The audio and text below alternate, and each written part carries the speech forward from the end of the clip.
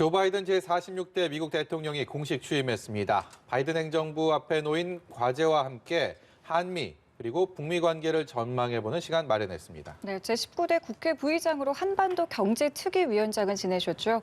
국회 외교통일위원회와 국방위 등에서 활동하신 이석현 전 부의장, 그리고 외교부 외교전략기획관을 지내신 마상윤 가톨릭대 국제학부 교수 두 분 모셨습니다. 어서 오세요. 안녕하세요. 네, 반갑습니다. 바이든 대통령 취임식 두 분도 보셨을 테고요. 우리 언론에서도 오늘 굉장히 많이 소개를 하고 있는데 여러 가지 장면들이 있습니다. 그동안의 미국 대통령 취임식과는 사뭇 다르다라는 얘기들 많이 나오고 있는데 먼저 이석현 부의장께서는 가장 인상적인 것 어떤 것이 있었습니까? 네, 우선 대단히 이제 그 적은 인원 한 1,000명 있는데 그 이제 많은 방위군들이 25,000명이 동원됐다고 하대요. 그런데 선서 때 제가 상당히 인상적으로 봤어요. 예. 이렇게 두꺼운 성경 위에다가 손을 올려놓고 선서잖아요. 예. 그게 이제 조상적부터 집안에 내려오던 성경이라는데 보니까 막 닳고 닳아서 그야말로 두껍기까지 한 성경이 많이 달았더라고요, 마음을. 예. 그래서 확실히 미국은 가톨릭과 개신교 그런 기독교 국가구나. 우리 한국에서는 대통령 선서할 때 성경에다 놓고 선언하면은 아마 다른 종교에서는 불만스러울 거예요. 뭐 통합의 메시지 그리고 뭐 폭력 사태가 또 우려됐던 부분도 있었고 여러 가지 기존의 취임식과는 많이 달랐습니다. 마 교수님께서는 어떻게 보셨어요?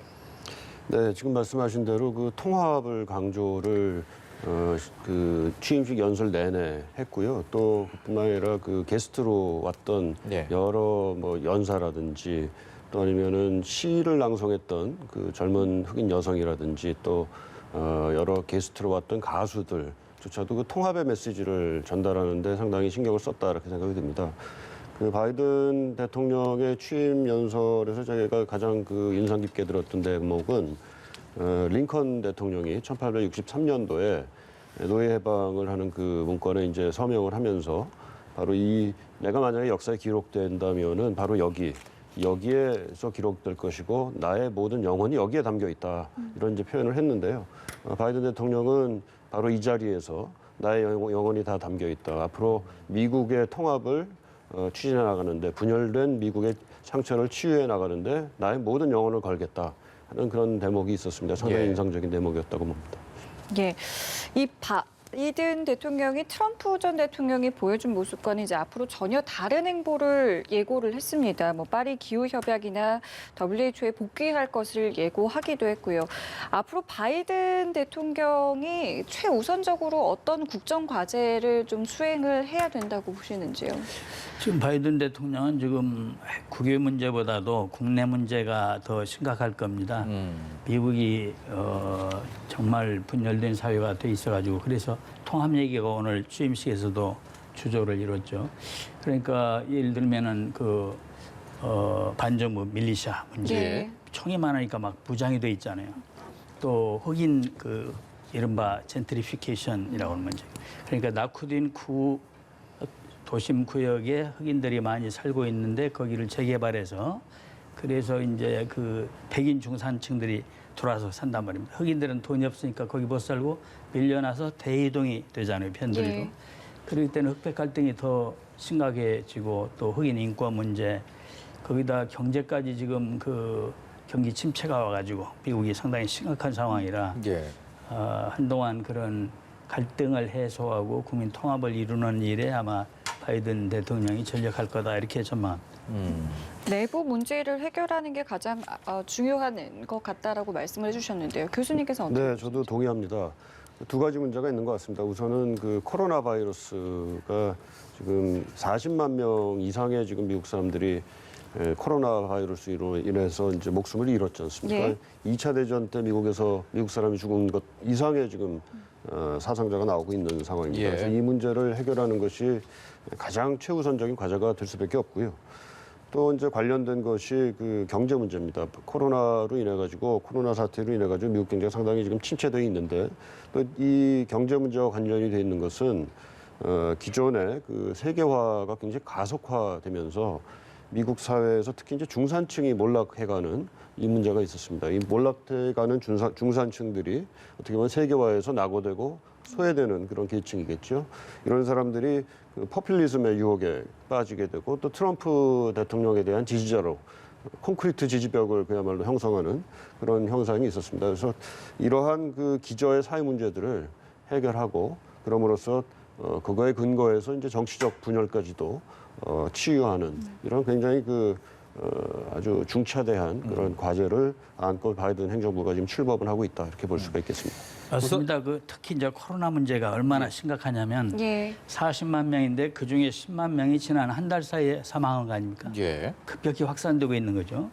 그 심각성을 이해하려면 우리나라에서 지금 사망자가 누적 합계 1,300명 아닙니까? 그러면 300배가 많은 거예요, 미국은. 예. 물론 인구가 우리보다 거기가 3억이니까 6배 많습니다. 인구 비례로 치더라도 50배가 더 많이 죽고 있는 거예요. 선진국이라는 미국에서 코로나에 대해서 막아내지 못하고 그렇게 급격히 전파되고 있다는 것이 사회 불안을 야기하고 있고 그래서 그런 불안한 상황에서 트럼프 대통령이 바이든보다 더 많은 표를 얻었는데 그 이유가 저는 뭐냐면 미국이 실망하고 있는 많은 불만스러운 사람들이 트럼프라고 하는 파괴적인 그런 분출구를 통해서 용암이 솟듯이 솟아오르고 있는 거죠. 그래서 미국민 거의 절반이 불만을 가지고 있는 세력이라고 봐도 과언이 아닐 정도로 그런 나라에서 이제 국민 통합을 이뤄내야 되는 큰 책임을 바이든이 갖게 됐어요. 뭐 말씀을 두 분 다 공통적으로 하셨는데 이제 미국이 국제적인 국외 문제보다 국내 문제에 더 이제 신경을 쓸 수밖에 없다라는 게 공통된 견해인데 우리 입장에서는 북한에 대한 전략을 미국이 어떻게 수립할 것인가 이게 하노이 회담 결렬 이후에 북미 관계가 사실상 공중으로 떠버린 이 상황에서 가장 관심이 가는 이슈가 아닐까 싶은데요. 여기에 대해서 많은 전문가들이 좀 북한 문제는 좀 후순위로 밀릴 것이다라는 얘기를 많이 하고 있습니다. 그 이유가 어떤 거라고 좀 보면 될까요? 북한 문제 자체가 굉장히 심각하기 때문에 그렇게 미국 새로운 행정부가 완전히 도외시할 거다라는 생각은 들지 않습니다. 그렇지만 앞에서 말씀드린 바와 같이 지금 코로나 바이러스 사태를 해결하는 것 그리고 미국 사회의 여러 가지 사회적인 분열상을 치유하는 것 이게 굉장히 시급하게 다가오기 때문에 거기에 신경을 대통령으로서는 쓰지 않을 수 없다는 얘기죠. 또 국제적으로 봐서도 지금 당장 이란과의 포괄적 핵 협정을 이제 파기했던 것을 다시 한번 이제 살리는 문제, 또 더군다나 지금 이란이 뭐 우리의 유조선을 지금 납치해가는 등, 납포해가는 그렇죠. 등등의 지금 나름대로의 또 지금 미국과의 상대를 하기 위한 지금 준비를 하고 있는 그런 단계이기 때문에 이런 문제들이 어디서 어떻게 터져가지고 우리가 지금 관심을 가지고 있는 북핵 문제 해결을 위한 미국의 노력을 좀 어떻게 보면 좀 발목을 잡는달까요? 이럴 가능성이 있기 때문에 예. 우리가 거기에 대해서 좀 뭐랄까요? 좀 주의를 하고 있는 중입니다. 그렇지만 북한 문제, 특히 북한 핵 문제가 제기하는 위협 문제가 상당히 심각하다라는 인식은 미국 새로운 행정부도 분명히 갖고 있을 거라고 봅니다. 예.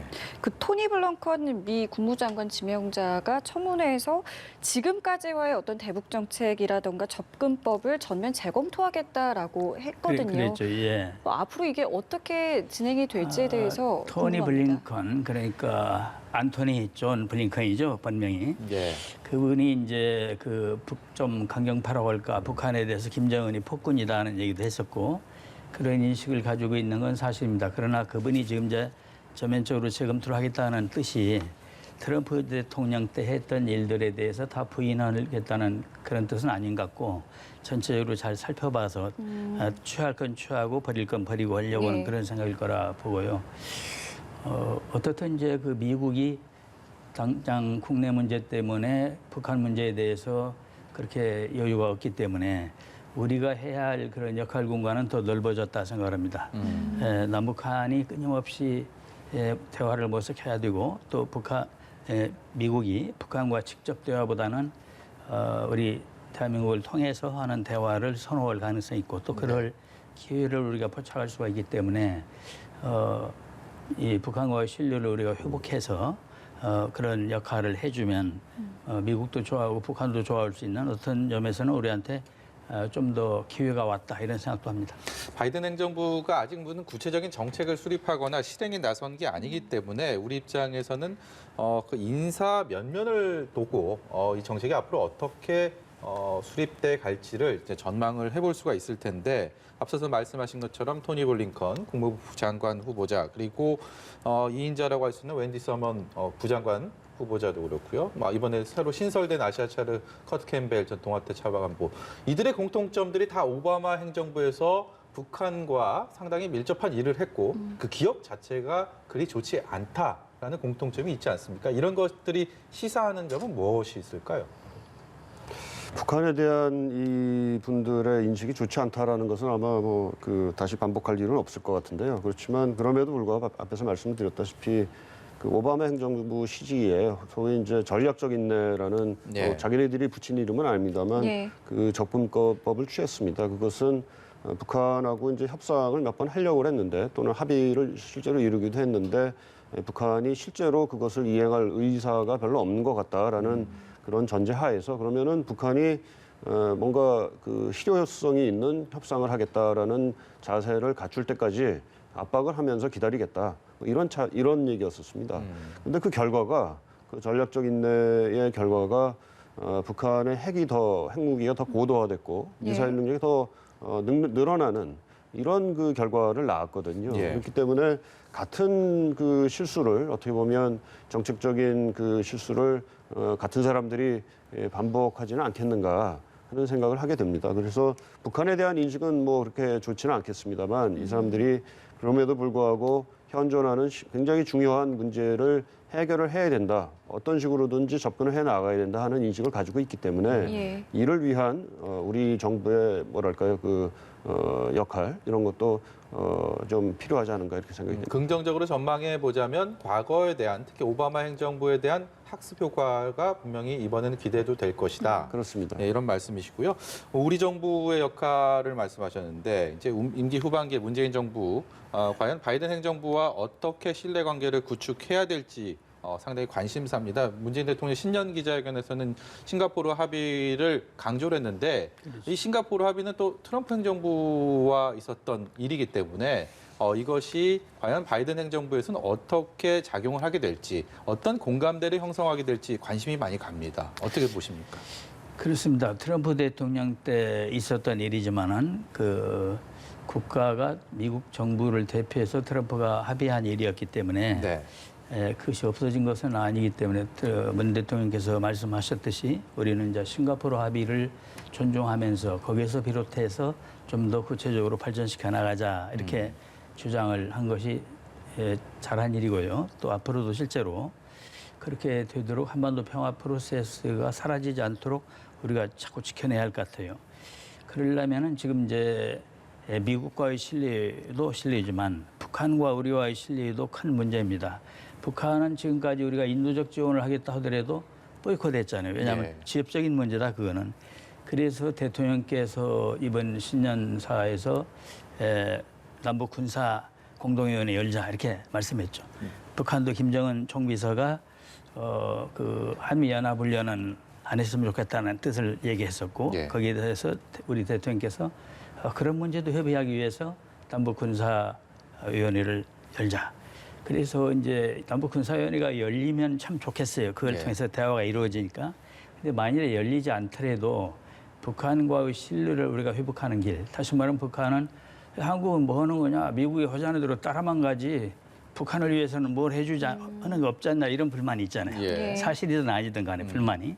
그래서 한미 연합 군사훈련을 절대 반대하니까 3월달에 당장 그게 이제 예정에 있습니다만은 한미 연합훈련을 이번에는 안 하도록 하는 쪽으로 우리 정부가 미국을 설득을 해서 북한과 그걸 계기로 북한과의 그 대화 모티브를 만드는 게 좋겠다. 저는 그런 생각을 해봤습니다. 워낙 정치권에 의정 활동하시면서 많은 경험을 또 외통위 국방위 활동하셨으니까 우리 정치권에는 이 상황에서는 이 신뢰 구축을 위해서 어떤 역할을 할 수가 있을까요? 우리 국회 차원에서는 실은 그 할 일이 이렇게 많지가 않습니다. 전에 이제 남북 그 정상 합의했던 것에 대해서 비준도 못 해준 게 있지만은 이제 그런 부분에 대한 그 외에는 저희가 그때 평양을 갔었어요. 예. 우리 의원 몇 명이 평양에 가서 그때가 이제 14선언 그 10주년인가 기념식에 갔을 때 그쪽 분들 이제 얘기를 들어보니까 그 얘기를 들은 게 아니라 제가 문희상 의장이 이런 말 하더라 전했어요. 그쪽에다가. 네. 예. 대표한테 뭐라 했냐면 우리가 남북 국회 회담 좀 하자고 그럽니다. 문희상 의장도. 그러니 우리가 한번 같이 하면 얼마나 좋겠소 했더니 그쪽에서 솔직하게 대답을 해요. 그런데 이 많은 여당 있고 야당 있고 그래서 의견이 통일이 안 되고 자꾸 분란이 생기고 그래서 오히려 이게 잘못하면 문제가 생길 수 있지 않겠습니까? 그렇기 때문에 조심스럽습니다. 그래서 고민해 보겠다 하더니 않더라고요. 그 식으로 이제 사실은 우리 정치권이 할 역할이 좀 적다 그런 생각을 하고 있습니다. 예. 네. 어제 외교부 장관으로 정의용 전 실장이 임명된 것 또한 지명된 것 또한 이제 한반도 평화 프로세스를 되살리겠다라는 의지가 반영된 것으로 일단 많이 해석을 하고 있습니다. 앞으로 우리 정부는 그렇다면 좀 어떤 호흡을 좀 보여줄 수 있을 거라고 보시는지요? 글쎄요, 우리 입장은 사실은 우리를 지금 북한 입장에서 아주 주요한 협상 대상국으로 지금 보지 않는 게 사실 좀 문제인 것 같습니다. 북한의 경우는 지금 미국과의 협상을 사실 최우선 관심사로 뒀고 예. 또 거기다가 지난 이달 초에 있었던 그 8차 당대회를 통해 가지고 나온 메시지의 사실 골자는 여러 가지 차원의 무력을 증강하겠다는 얘기였거든요. 핵무력을 포함한 북한식 표현으로. 그렇기 때문에 어떻게 보면 2018년도에 싱가포르에서 북미 간에 합의했던 비핵화 원칙이 실종되는 듯한 그런 지금 인상을 주고 있습니다. 그렇기 때문에 우리 정부 입장에서는 비핵화 원칙이 지금 살아있다라는 점을 빨리 재확인하는 그런 노력을 해야 되지 않을까 하는 생각이 듭니다. 미국 입장에서는 당대회, 북한의 8차 당대회를 통해서 나온 메시지를 보면서 아마도 상당한 앞에서 말씀드렸습니다만 북한에 대한 신뢰가 역시 어렵다라는 그런 생각을 하고 있을지 모르겠어요. 그렇기 때문에 어떻게 보면 우리 입장에서는 미국과의 소통을 적극화해서 지금 그렇다고 가만히 앉아 있을 때가 아니다. 예. 이 비핵화 원칙을 어떻게 보면 북한이 완전히 버린 상태라고도 볼 수 없기 때문에 이것이 살아있다라는 것을 재확인하는 작업부터 아마 우리 정부가 재빨리 나서서 해야 되지 않을까 싶고요. 또 다른 한편으로는 북한에 대해서 만약에 우리가 마쿠의 물밑에 채널이 가동되는 것이 있다면은 지금 혹시라도 북한이 도발을 할 수 있는 그런 전략적인 도발을 할 수 있는 생각을 조금이라도 하고 있다면 그것이야말로 앞으로의 북미 관계를 또 한반도의 평화를 해칠 수 있는 굉장히 중요한 문제가 될 것이다 하는 점을 지속적으로 좀 경고를 보내야 되지 않을까 이렇게 생각합니다. 그럼 이렇게 좀 여쭤보겠습니다. 지금까지 트럼프 행정부에서는 모든 북미 협상이 톱다운 방식, 그러니까 정상 간의 협의가 가장 중시되어 왔었고 이번 바이든 행정부는 반대로 바텀업 방식이 될 것이다라는 전망들이 많이 나오고 그렇죠. 있습니다. 그렇다면 실무자들 간의 협상이 그만큼 더 중요해질 텐데 그렇기 때문에 우리 좀 협상에서 그동안 좀 소외됐던 실무자급 외교 안보 라인을 좀 강화하는 차원에서 정의용 외교장관을 후보자로 지명하고 그리고 김형진 2차장을 지명한 것 이것도 같은 맥락이다 이렇게 봐도 되겠습니까? 글쎄 외교부 사정을 제가 정확하게 잘 모르겠습니다만은 지금 미국과의 우리의 공조 관계를 강화하고자 하는 의도는 상당히 보입니다. 정의용 이제 장관 지명자께서는 2017년, 18년 특히 이제 18년에 북미 간의 대화가 성사되게끔 하는 데 있어서 이제 상당한 역할을 했기 때문에 그러한 역할을 다시 한번 했으면 좋겠다라는 그런 아마 희망이 이제 담겨 있는 것 같고요. 다른 새로 이제 안보실 2차장에 임명된 김영진 차장 경우에는 북미 관계에 있어 상당히 그러니까 북미 통으로서 상당한 경륜을 가지고 있기 때문에 미국과 우리의 관계, 특히 이제 북한과 관련된 북핵 문제와 관련된 우리의 정책적인 공조를 위해서 상당히 전략적으로 그야말로 투입이 된 것이 아닌가 이렇게 생각이 듭니다. 부의장님, 미중 관계가요. 지난 트럼프 행정부에서는 그야말로 미중 패권 경쟁 속에 예. 전 세계의 어떤 위기감을 도래하기도 했고요. 또 그 사이에 이제 끼어 있는 우리 입장에서는 굉장히 곤혹스러웠습니다. 그렇죠. 예. 이번 바이든 행정부의 과연 미중 관계는 어떻게 설정될지 비록 뭐 미국과 중국의 얘기지만 전 세계가 주목하고 있고 그 사이에 있는 우리 입장에서는 더더욱 주목할 수 없는 이슈 아닐까 싶은데요. 어떻게 전망하십니까? 여전히 우리가 고통스러울 겁니다. 그런 점에서는 바이든 대통령이 이제 동맹 강조할수록 예. 우리는 미중 관계에서 상당히 그 어떤 역할을 요구받을 수 있고 중국에 대해서 견제해 내는데 그동안에 트럼프 대통령은 중국과 미국이 직접 다이렉트로 했잖아요. 이제 이거를 우방국들과 함께 미국이 동맹국들하고 힘을 합해서 중국을 견제하려고 할 것이기 때문에 우리가 상당히 좀 곤혹스러운 입장에 놓일 수가 있을 겁니다. 물론 외교적으로 좀 더 매끄럽게 하겠죠. 트럼프처럼 거칠게 하는 건 아니지만. 그래서 근데 우리나라 입장에서는 사실은 안보 면에서는 한미 동맹이 엄청 중요하고 경제적으로는 또 중국과도 네. 단절할 수 없잖아요. 우리 무역 총액의 14%를 미국이 점하고 있고 중국이 25.8%나 점하고 있어요. 거의 2배입니다. 예. 그렇게 경제적으로는 중국과 우리 사이에 협력 관계가 있는 것입니다. 그래서 중국을 섭섭하게 해서도 안 되고 그렇기 때문에 상당히 외교 전략에 미중 간에서 잘해야 할 것 같은데 저는 그것을 국제규범이라는 그런 딱 모델을 제시를 해서 국제규범에 맞는 것은 미국 입장을 손들어주고 국제규범에 봐서 불이가 가는 건 안 들어주는 걸로 우리 입장을 분명히 이렇게 정립할 필요가 있다고 봅니다. 그러지 않으면 항상 중국이 섭섭해할 수 있어요. 또 우리가 미국으로 압력받을 거예요. 지금 우리가 중국을 중심으로 한 그 RCEP에 우리가 가입돼 있잖아요. 네. 근데 미국이 주도해서 만들었던 CPTPP 거기는 그러니까 뭐냐면 좀 포괄적 경제 동반자 관계 네. 거기에는 가입 안 돼 있잖아요. 네. 물론 그건 미국이 자기들이 만들어 놓고 트럼프가 국익에 금전적으로 좀만 뭐 손해나는 것 같으면 탈퇴해버리니까 이것도 탈퇴해버렸던 거예요. 바이든이 이제 가입하려고 할 거예요.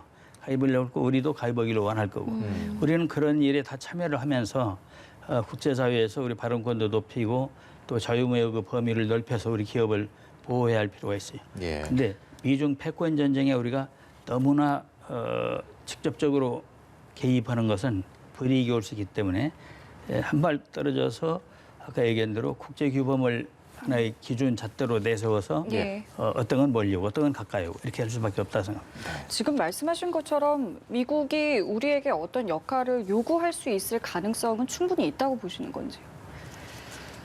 네, 아무래도 그 한미 동맹이라는 것을 미국은 그 아시아 태평양 또는 인도 태평양 지역에 있어서 가장 성공한 동맹으로 이제 여기고 있습니다.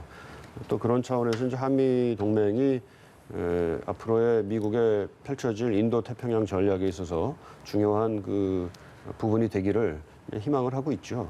군사적인 차원도 있고요. 또 경제적인 차원에서 이제 중국과의 소위 디커플링이라고 이제 그것이 뭐 전면적으로 진행이 될지 또는 부분적으로 진행이 될지 이제 좀 두고 봐야겠습니다만 거기에도 우리가 동참하기를 좀 바랄 거고요.